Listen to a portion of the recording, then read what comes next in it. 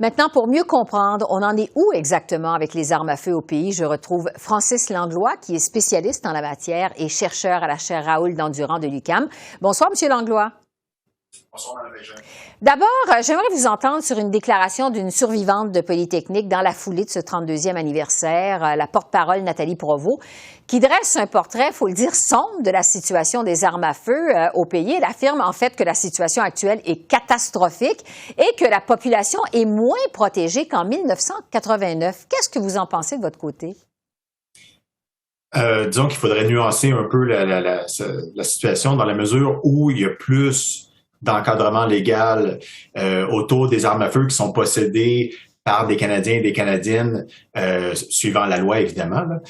Donc, de ce point de vue-là, c'est pas tout à fait exact. Et donc, le gouvernement a resserré le contrôle de façon générale. Il l'a beaucoup plus resserré en 2020 suite à la tuerie de Porte-à-Pic. Ceci étant dit, effectivement, il y a eu des reculs. Hein. Le gouvernement Harper a aboli le registre mis en place par M. Chrétien en 1995. Donc, effectivement, à ce niveau-là, il y a moins de vérification ou de contrôle qui est effectué par le gouvernement fédéral.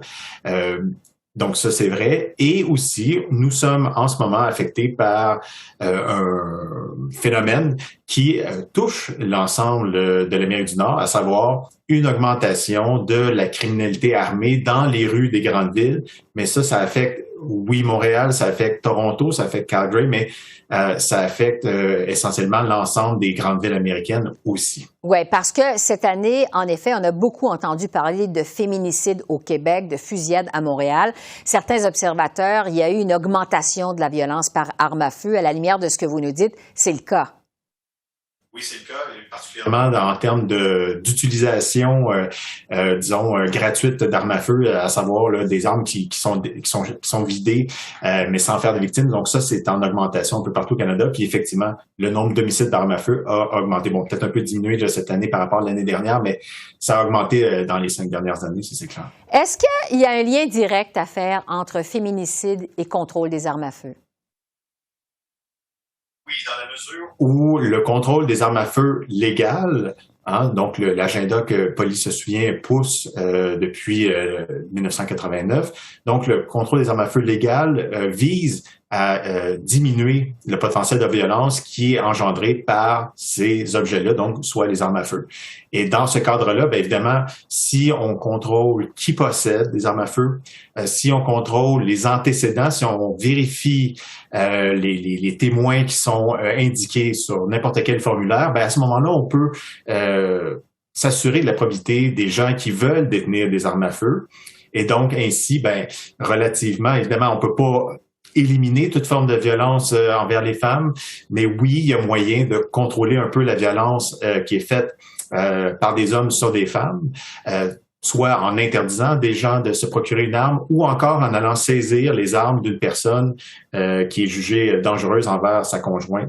Donc oui, c'est une façon de contrôler cette violence-là ou cette violence potentielle. Sur ces contrôles, justement, sur les armes de poing, on le sait, le premier ministre Justin Trudeau a refusé de légiférer, renvoie l'interdiction dans la Cour des villes qui, elles, n'en veulent pas. Est-ce que c'est une bonne approche de laisser aux villes le droit de bannir des armes de poing sur leur territoire?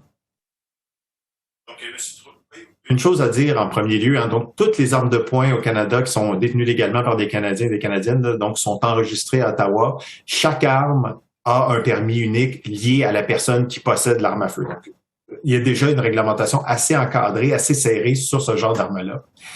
Maintenant, effectivement, des gens veulent les retirer complètement de la circulation, ce qui serait possible de faire. Le gouvernement fédéral a les pouvoirs, les capacités administratives et, comme je vous le dis, le moyen de les retracer une par une.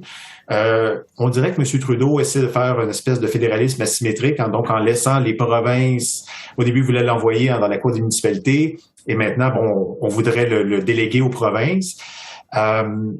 Pour, disons, faire en sorte qu'une telle réglementation soit efficace et qu'elle soit pas simplement un coup d'épée dans l'eau, si on veut, il faut que ce soit administré et fait sur une base nationale. Parce que sinon, une arme peut être transportée, hein, on le voit aux États-Unis, hein, une espèce de réglementation à la carte. Les États, les villes, bon, tout ça réglemente un peu selon leur désir jusqu'à un certain point. Et donc, ça fonctionne pas parce qu'on transporte les armes d'un État à l'autre, d'une ville à l'autre. Donc, Ouais. le même phénomène pourrait se produire pour des armes légales. Maintenant, ça fait pas face au problème des armes illégales qui, elles, engendrent de la violence dans les rues, mais pour encadrer le potentiel de violence, là, disons, notamment contre les femmes, ben oui, effectivement, on pourrait retirer toutes les armes de poing de circulation. Oui, c'est ça.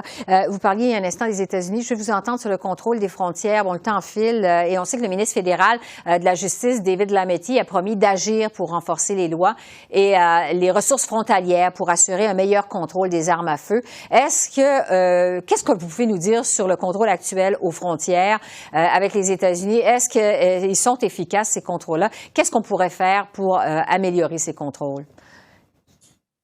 Plus de monde, de ressources humaines sur les différents postes de frontières. On pourrait permettre aux agents frontaliers d'opérer en collaboration avec les gens de la GRC, donc les agents frontaliers ne seraient pas pris dans au lieu où ils travaillent.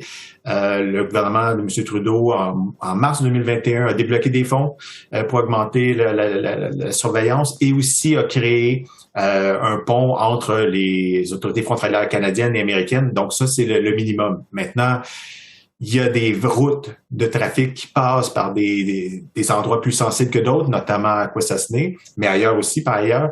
Les autorités le savent et évidemment, il faudrait agir de façon plus serrée. On a vu, il y a eu une saisie la semaine dernière par la GRC. Les gens avaient passé par Quisasne. Donc, il va falloir peut-être à un moment donné coordonner un peu mieux l'intervention policière de façon à assurer une protection équivalente, une surveillance équivalente sur toutes les parties de l'immense frontière qui nous sépare des États-Unis. Il faut le dire, c'est gigantesque. Oui, il reste encore beaucoup de travail à faire. Francis Langlois, spécialiste chercheur sur les armes à feu à la chaire Raoul d'Endurant de l'UQAM.